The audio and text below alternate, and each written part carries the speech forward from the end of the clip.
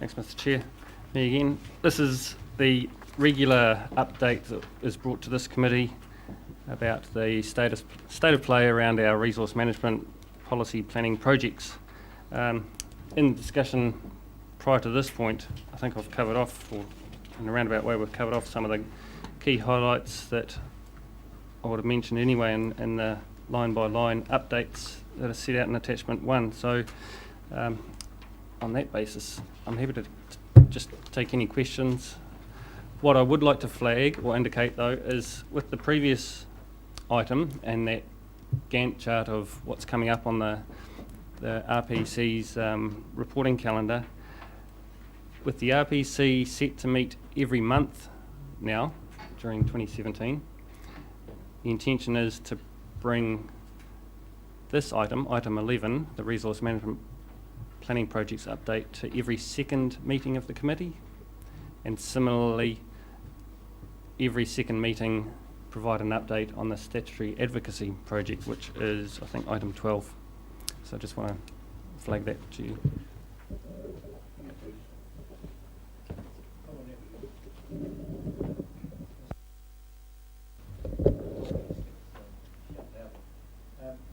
Gavin, I just wonder whether you could tell me if there are any implications for the RMP in regard to the Havelock North Water inquiry and any potential moves to drive greater collaboration between councils, particularly in the consenting area. Are there any implications for the plan arising from the inquiry? Chair, perhaps I'll answer that one. The short answer is too early to tell. The long answer, I think, Councillor Curtin, you're familiar with section 4.3 of the RRMP, or at least the regional policy statement, that places some emphasis on collaboration and coordination between ourselves and territorial authorities. It may well be that what arises from the inquiry is the need to place greater emphasis and resourcing and I guess commitment and possibly some structure to those already existing aspirations, if you like, in the RPS, rather than needing to make a plan change to make that happen, if you get my drift. So that's something we are thinking about. There will be implications, I think, for the RRMP with respect to implementation of the National Environmental Standard on drinking water sources, and that is something that the Tank Group, particularly with respect to the Heratonga water resource and the Brookvale area in particular, will need to take heed of. But at this point in time, we aren't programming in that work as we can't be sure of what it looks like, when it will come forward, but that's something that we will bring back to this committee. So once we have a report from the Havelock North Inquiry and we've analysed the implications for us, particularly with respect to RMA planning and our relationship with other councils on planning matters, we'll bring a full report back to this committee on that.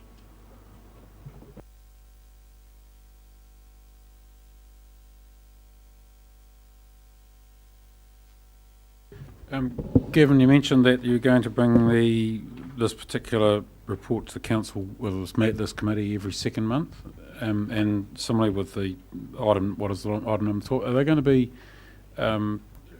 one each month, or is it both in the same every 2 months? What was the intention? I guess my intention was both at the same month rather than offset. Yep. Move the motion.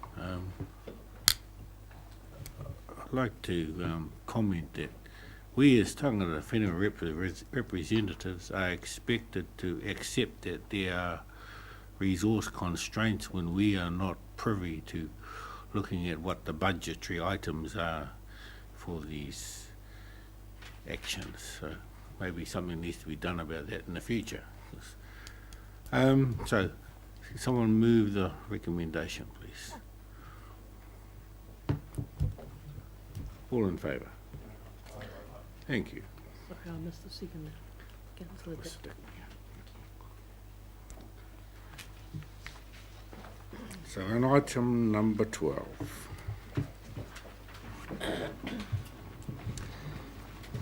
So this report has two purposes. The first part is provide a fuller description of what the Council's statutory advocacy project or function is all about. And secondly, the regular feature on Regional Planning Committee agendas is a summary of the proposals that the Council is currently active in under the statutory advocacy banner. The reason why the first part has come to this committee is that it seemed an opportune time to present that commentary about what is the statutory advocacy project to the RPC members, because previously, or just prior to Christmas, the Maori Committee had requested some further explanation of what the statutory advocacy project was all about. So staff were writing something for the Maori Committee briefing papers. Thought it could also be helpful and informative for Regional Planning Committee members as well. So the first part of this paper outlines what is the statutory advocacy project. It does centre on the resource management related proposals that are initiated not by us but by third parties, whether they be the city or district councils, excuse me, central government agencies, or some subdivision applicant perhaps. It can include resource consent applications, district plan changes, designations, a range of non-statutory strategies and what have you. How do we form our statutory advocacy position? It's based or strongly informed by the Regional Council's own existing policy documents, and having just revisited the agenda in full, I do note that attachment 1, I think it was, oh, got it, thanks, was omitted. So we've got a colourful diagram of a number of documents. It's gone around that far. Yeah. A number of documents that the Regional Council has on its books. This was a diagram that was tabled, I think, again to the Maori Committee one of the Maori Committee meetings during 2016. So it's not new.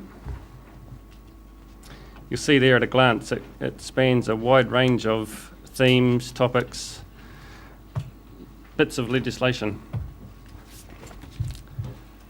Some of those influence our statutory advocacy project and position far more than others on any given item. And also we've got our asset management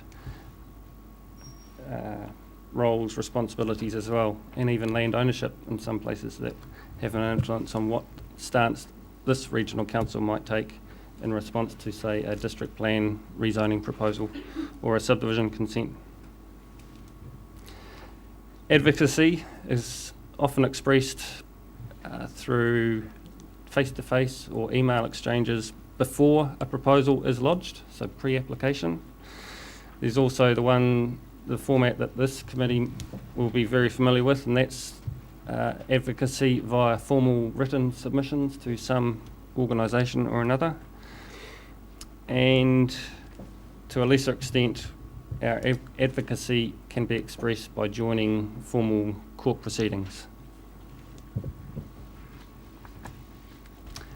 Sometimes, if time does permit, we can look to join up with like-minded organisations and agencies to prepare joint submissions, and we've done that in the past, particularly through Local Government New Zealand.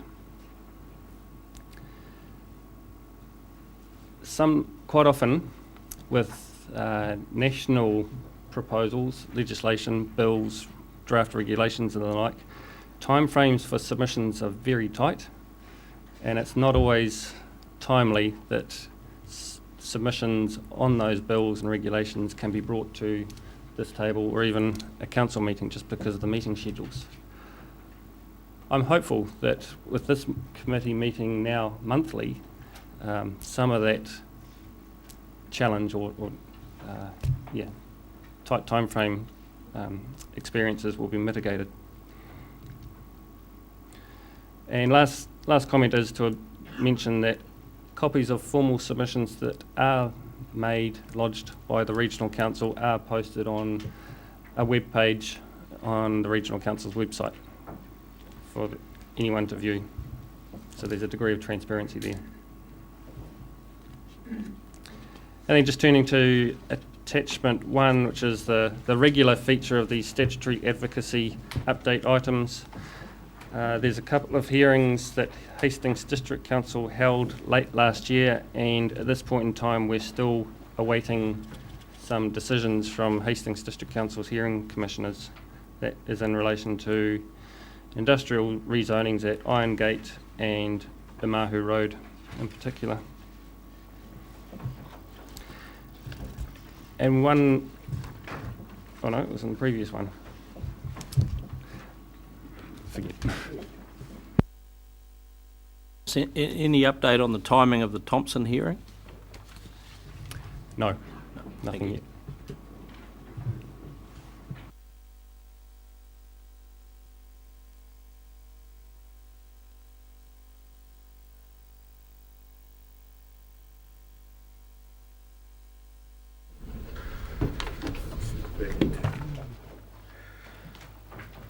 Items of business not on the agenda. We've got one from Mr. Mohi. Hawke's Bay Tourism. And we have a further item from Alan Smith in regard to succession planning. Yeah, thank you, Mr. Chair.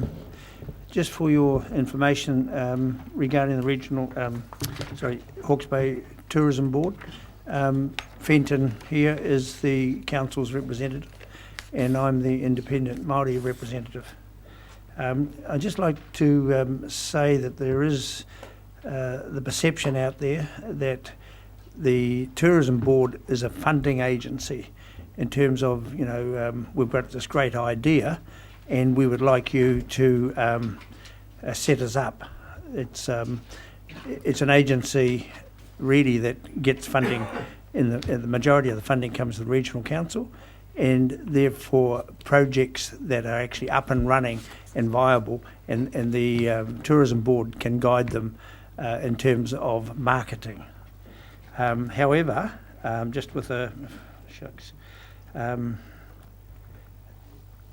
with a little bit of persuasion, they're contemplating setting up a little graduate program involving 3 or 4 Māori personnel. And if I could just read this to you. Sorry, I asked for it to be printed, but I was a little bit out of line. The objective of developing a program is to develop young Māori in the tourism industry with the eventual aim of working in tourism ventures in Whanui. Ideally, it would start with 4 to 6 people. They would have a mentor team leader to help them through the process. Each person would rotate through a raft of tourism businesses in Hawke's Bay over possibly a 6-month period. For example, all will have a tourism overview, then each will move on to a tourism business for up to a month. For example, the MTG or aquarium, etc. We would like to bring together a group to determine the final makeup of the program and determine a work plan together. Ideally, we would get underway in April or even earlier, and it would be an ongoing program if successful. Napier City Council are supportive, and the Hastings District Council, probably not at this stage, they're still getting the money for their fine. No, that was my bit. Next steps are to put in a group together who would like to see this come to life. So that's just for your information. Thank you.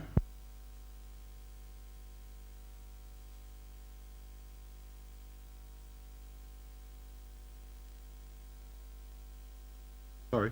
On another head, as chairperson of the Hawke's Bay Māori Tourism, it would be good for Hawke's Bay Tourism to have some dialogue with us, rather than have a patronising view about what we need. So thank you for the report. Next item, please. Thank you, Chair, and kia ora, councillors again. My point was around seeing more succession planning or investment in succession planning as good public servants.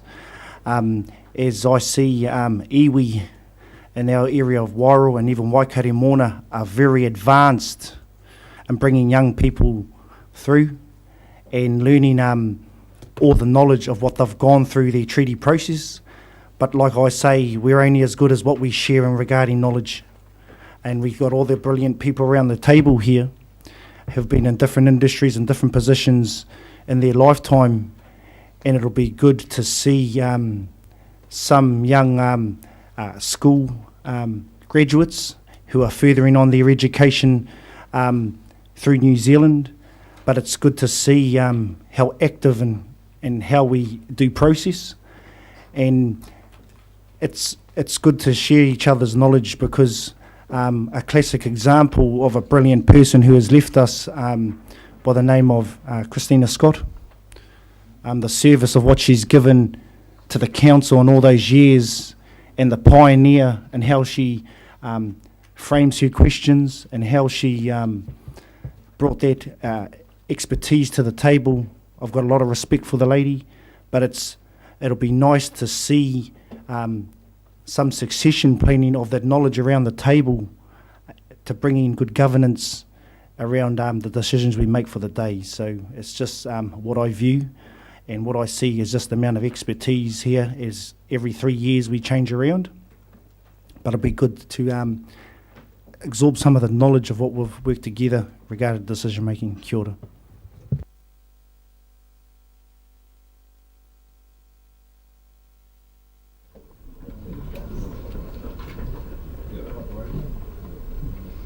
I want to say thank you for an outstanding piece of chairing. I wish we could have this on every occasion, every video. I intend to get the video copied and sent to all the council chairs. To some extent, we need to show our appreciation to the staff and the fact that the reports are now a lot more professional. They're a lot more succinct, and we can get our heads around things rather than being lost in a lot of paper. So, thank you. No, lunch has been cancelled, but I'd like to ask Dr. Marker to close our hui, please. The karakia.